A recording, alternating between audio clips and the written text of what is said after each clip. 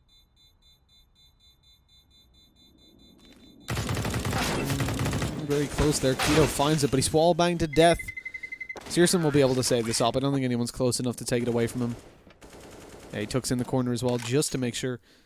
But 12 to 11, that's a good round for Trick to pick up. Now they get to start building up a little bit of momentum.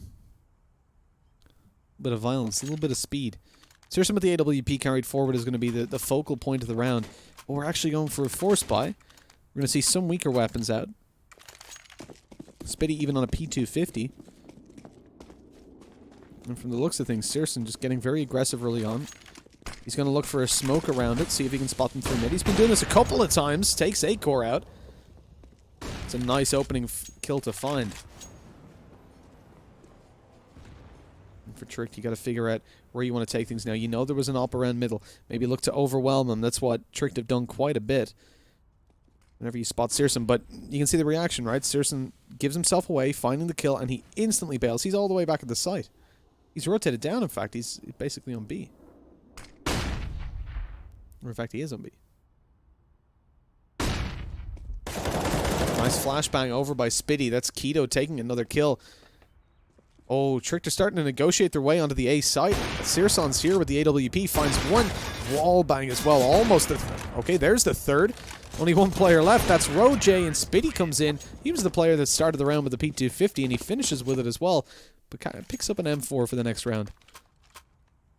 Tied up now 12 to 12. And for Sprout, again, on the CT side, having this kind of scoreline is looking better and better for them by the second. The cash that's currently in play for the T side is going to allow them to get a decent buyout, though. We can still expect some relatively heavy weaponry from them. Well, some heavy weaponry. Acorns just both on 4.5k, finishing the previous round.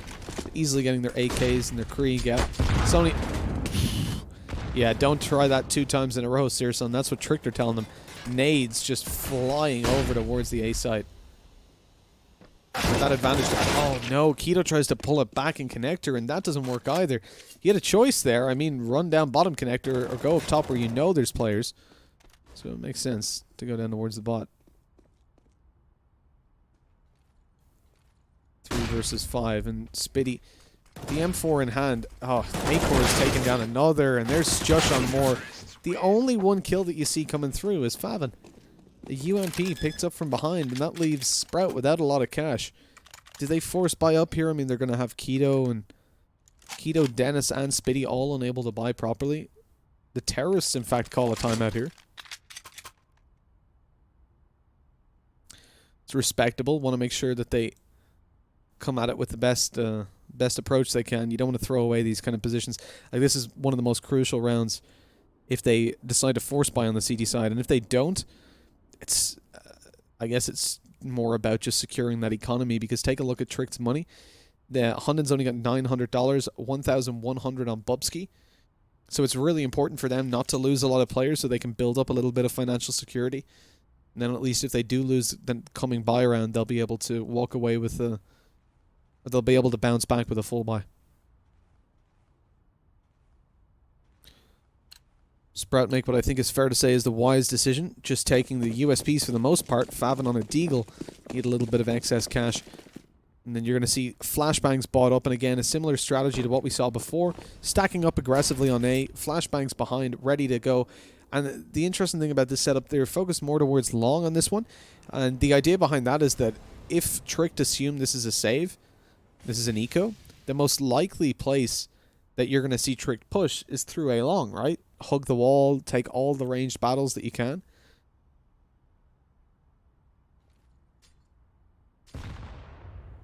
But Tricked instead are making their way to B. Bomb outside at 2 towards short and 1 just outside of playground.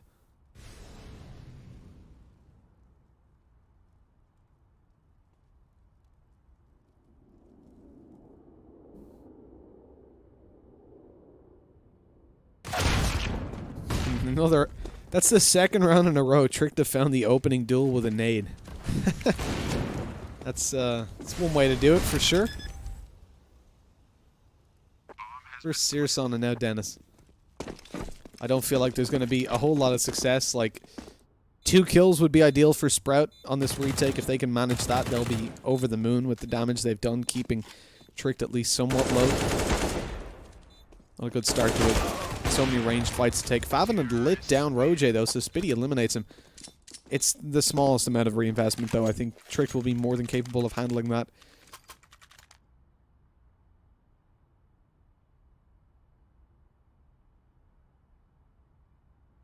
And for Sprout moving into this is their full buy. It's their last chance. They need to do it right now, or we're going to be going over to Vertigo. And I think our observer is praying that that doesn't happen.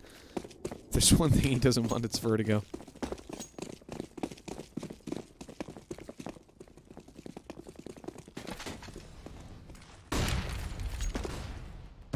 Yeah, Tricked are very spread out. They've left the bomb behind, so they're just looking for the map control at the moment. And you can see the kind of confidence that that's given them, because they don't feel like they need to play entirely together. Like, it's not faster strategies, rushes, taking control as a unit. Instead, spreading out and looking for duels because they feel like they've been winning a lot of them. And indeed, they have. Really strong performances coming through from Roje. Bubsky as well, having the same flair. Not winning any 1vx's, but there's not been a lot offered up.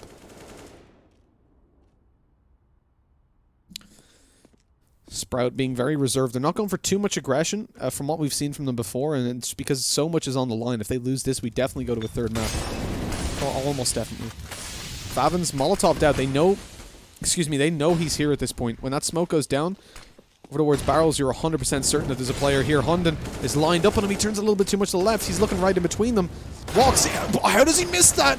Favin takes it. Dennis as well. That's a great start for the CTs. Returned by Bubsky. Favin over towards the barrels. He's going to get a head peek angle. He walks out in the open and Acor actually takes him down with a headshot. Spitty moving around the bomb site. He's looking up above the smokes, trying to catch them. Come to the left. Smoke comes from inside the smoke, so he knows there's players there. Can't quite catch an angle onto them though. Couldn't see them, and he's giving away his position in the process. Tricked still haven't gotten on the bomb site. They still haven't got that bomb planted. That's their ultimate objective. It's what they need to do. And the bomb goes down. Nobody able to deny it. Searson waiting for a player to give him an angle. Roje's about to do so, but he takes his head off in the process. Going down towards the water. This is so dangerous. He gives Sprout the opportunity to come back into it as they find one kill. Bubsky holding around behind the pillar. He's got support further down from Acor. Doesn't manage to find the opening. Duel and taken down by Keto. Acor finds a kill, and it's all down to him and Spitty. Defuse being touched. I don't know if it's being stuck. It looks like it is right now, but the angle is... He misses! Spitty got the defuse! What? He had the angle to play with. He had it perfectly. He peeks out, and he misses a shot. Are we going to see that from his perspective? Yes, we are. Oh, that is so heartbreaking. The shot was like just as it was diffused, so there's a debate to be had whether it would have stopped the diffuse or whether it would have been a little bit late. But oh man, that was so close. I think Acor is going to need a minute to just relax after that. 14-13, a CT timeout. And it's really good for Sprout to call a timeout at this point. I feel like it, first of all, rubs it in their faces, right? Just kind of like, yeah, sit and watch this happen. And secondly, you're going to be so hyped up, and you came so close to losing that round, and this is the more important point. You came so close to losing that round that it's important that you take a different approach here. Because if you clutch to win the round, that's not enough to say you're going to do it when it comes back, right? When it happens again, that you can't rely on clutches coming through.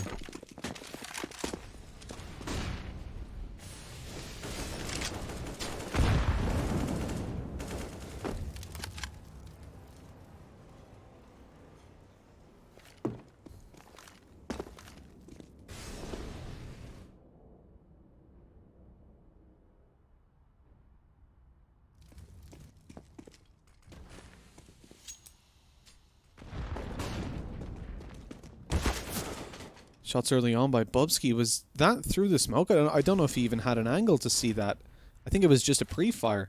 He finds a kill because of it. Searson on the scout misses, and only one kill to be found on long. This is looking like it's going to be over and done with now, unless Trick come in with another ninja.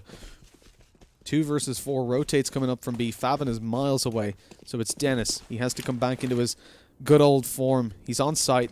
Lobs a Molotov. No, it's a smoke over, actually. The Molotov comes towards him. He's forced back by the flashbang. Now, Trick have decided not to push out because of that smoke. They don't feel comfortable pushing through it, and with 44 seconds left, this has given enough time for Favin to rotate up and help out on the bomb site. Favin's going to lob a nade to try and deny that bomb. Does a little bit of damage, but absolutely no kill. Looks like they want to leave it. Going in for the save, playing for the next round.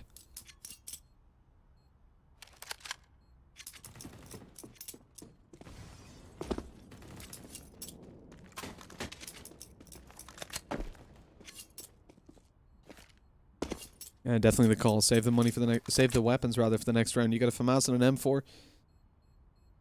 Could be worse.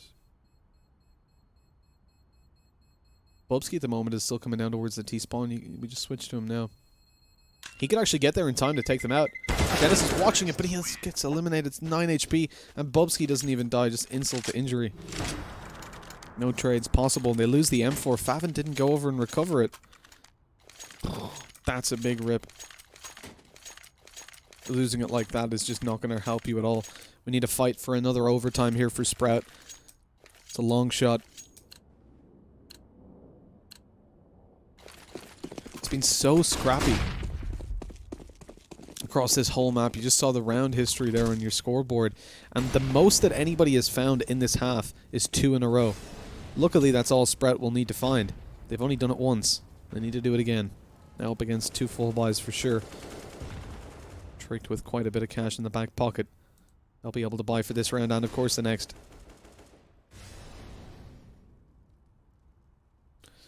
Fighting against 2 full buys when you've been losing the majority, or, well, at least 50%, is never going to be ideal.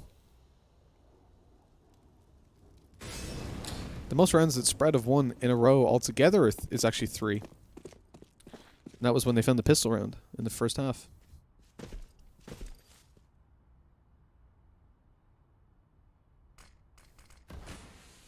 Can they break the record now? Force buy up has only left Dennis and Searson with Deagles as well, so it's not ideal. They have heavy presence towards B with the 3-man stack. That means Keto has to hold this pretty much by himself. He's got some support, right? Is it Dennis? It's down towards Connector. With the exception of Dennis, it's all on Keto. MP9 in hand. And I really don't expect him to get much done! Oh my god, I thought he got 2. So close to it. Shush takes him out before that can happen. The bomb site going to be obtained. Plant going down.